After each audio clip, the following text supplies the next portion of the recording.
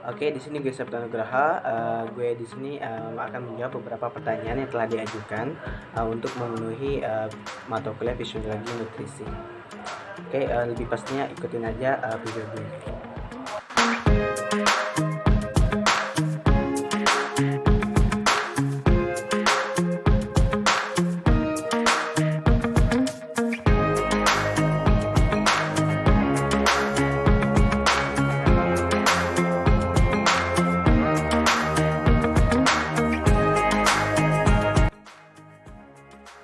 Oke, baik, di sini gue akan menjelaskan bagaimana cara proses fermentasi untuk pertumbuhan ikan.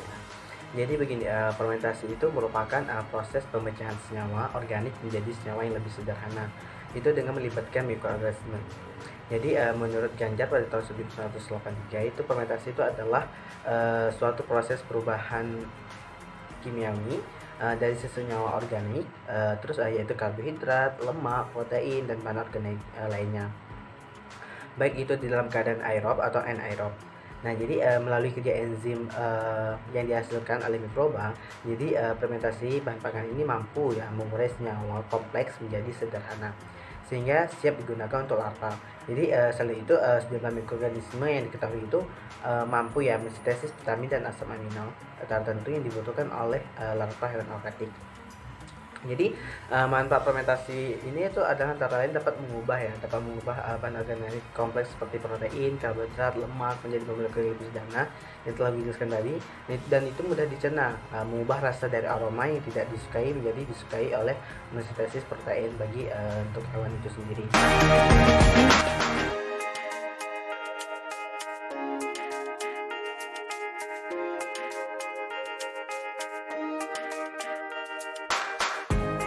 Oke, apakah ikan itu bisa mengalami obesitas dan bagaimana penyerapan nutrisinya?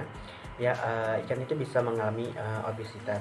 Nah, jadi obesitas pada hewan peliharaan itu bisa diakibatkan terlalu banyak konsumsi makanan karena pemilik tidak mengetahui takaran yang tepat dan terlalu sering memberi cemilan atau pakan. Nah, sebagai contoh kasus yang saya pernah baca di artikel, itu ada seseorang itu mempunyai rumah makan ya. Nah, di itu rumah makannya itu seperti bungalow yang ada dikelilingi kolam. Nah, jadi para pengunjung di tempat itu sering memberikan makan ikan dengan sisa-sisa pakan. Nah, jadi ikan itu bisa mengalami obesitas dari nutrisi-nutrisi yang sisa makanan manusia diberikan ke ikan. Jadi obesitas itu adalah ancaman kesehatan nomor satu yang dihadapi hewan peliharaan. Dan dari keputusan terpenting pemilik kesehatan hewan peliharaan setiap hari itu adalah berapa banyak mereka memberi makan. Itu menurut Dr. Eddie Ward, pendiri dari AVOP. Oke.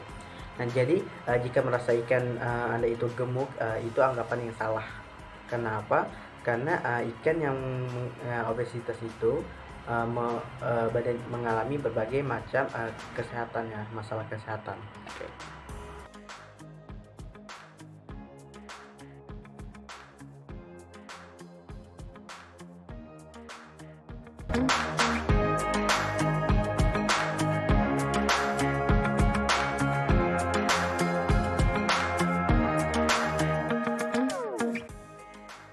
Oke, bagaimana pemuasan dapat meningkatkan proses pencernaan yang berdampak pada pertumbuhan ikan. Jadi gini, pemuasan itu merupakan pengurangan pemberian pakan secara berkelanjutan.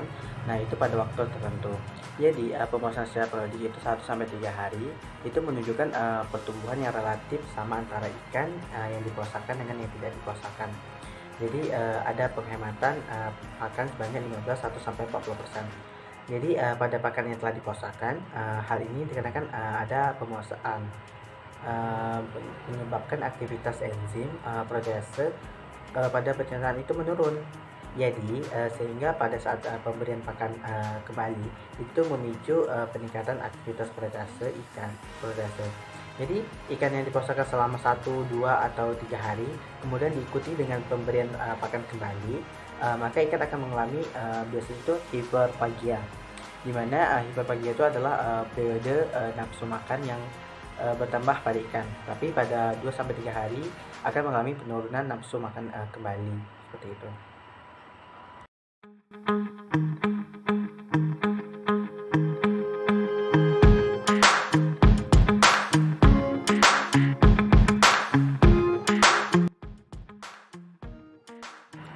Oke, ada berapa sih asam amino dan apa saja dan bagaimana proses itu pada pertumbuhan ikan pada stadium larva dan dewasa. Jadi asam amino itu ada 20 yang diidentifikasi yang diperlukan untuk pertumbuhan dan metabolisme. Itu menurut JRM dan Michelle GF pada tahun 2004. Jadi asam amino itu terbagi menjadi dua, asam amino non esensial dan asam amino esensial. Jadi asam amino esensial itu ada 8, yaitu ada yang pertama triptofan, terus threonine, methionine, ada lisin, ada leucin, ada isoleucin, ada phenylalanine, dan valin. Sedangkan pada asam amino non esensial itu ada 12. Pertama itu ada tirosin, ada cysteine, diserin, ada prolin, ada glisin, ada asam glutamat, ada asam aspartat, ada arginin, alanin, histidin, glutamin, asparagin.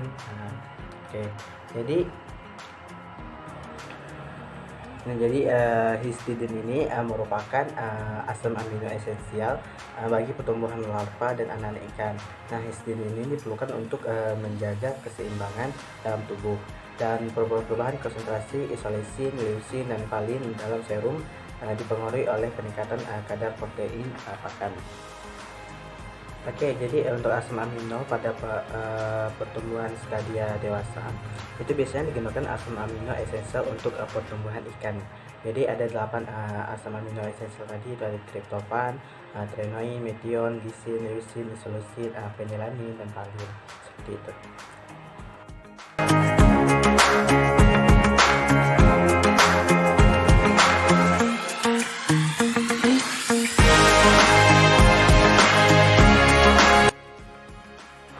Jadi unsur nutrien yang dibutuhkan kepiting bakau untuk proses pertumbuhan dan molting. Jadi untuk selama masa pertumbuhan itu kepiting bakau mengalami pergantian kulit antara 17 sampai 20 kali. Nah, ini tergantung kondisi lingkungan dan pakan yang dapat mempengaruhi pertumbuhan. Proses ganti kulit pada zoea berlangsung relatif cepat, sekitar 3 sampai 4 hari. Sedangkan pada fase megalopa proses dan interval pergantian kulit relatif lama, yaitu setiap 15 hari, itu menurut Stevens 2000. Jadi setiap ganti kulit tubuh kepiting itu akan bertambah besar 1/3 kali ukuran semula, yaitu menurut Buffon 2007. Jadi untuk proses pergantian kulit pada zoea relatif cepat, 3 sampai 4 hari. Pada masa kepiting muda terjadi pergantian kulit sebanyak lebih dari 6 kali. Nah, rentang waktu setiap molting sekitar 30 sampai 35 hari menurut Bunch 2009. Jadi Stephen 2000 menjelaskan bahwa sebelum molting, kepiting mengapresiasi sejumlah kalsium karbonat dari karapas yang lama eksetolon untuk membantu pertumbuhan cangkang baru. Nah, kemudian mengekskresi enzim untuk memisahkan cangkang lamanya dari lapisan epidermis. Nah, jadi sehari sebelum ganti kulit, kepiting mulai memasukkan air ke dalam tubuhnya dan karapas mulai mengembang seperti balon. Nah, jadi keadaan ini bertujuan untuk membantu lepasnya cangkang. Kepiting melepaskan sendiri karapas lama dan cara mendorong dan menekan semula bagian tubuh secara berurutan. Nah, proses ini membutuhkan waktu sekitar 15 menit. Jadi setelah molting, tubuh kepiting ini penuh dengan air. Nah, pada masa ini kepiting tidak bisa diberi makan. Jadi untuk air yang diabsorpsi ke dalam tubuh kepiting itu berfungsi untuk mengandung cangkang pada umumnya.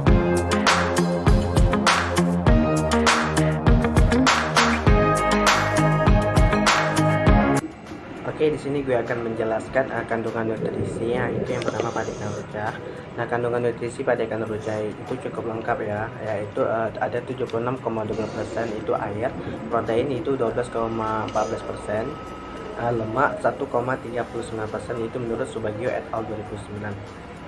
Nah, adapun untuk kandungan retensi protein, lemak, karbohidrat, energi itu yang kandungan nutrisi melalui penambahan lisin pada pakan komersil pada udang galah itu menurut Akbar 2015 retensi proteinnya itu 45,39% sampai 54,90%.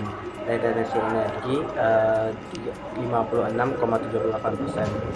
Kandungan nutrisi penambahan gliserol pada pertumbuhan ikan nila menurut Lucy et al 2017 yaitu retensi proteinnya 27,25%,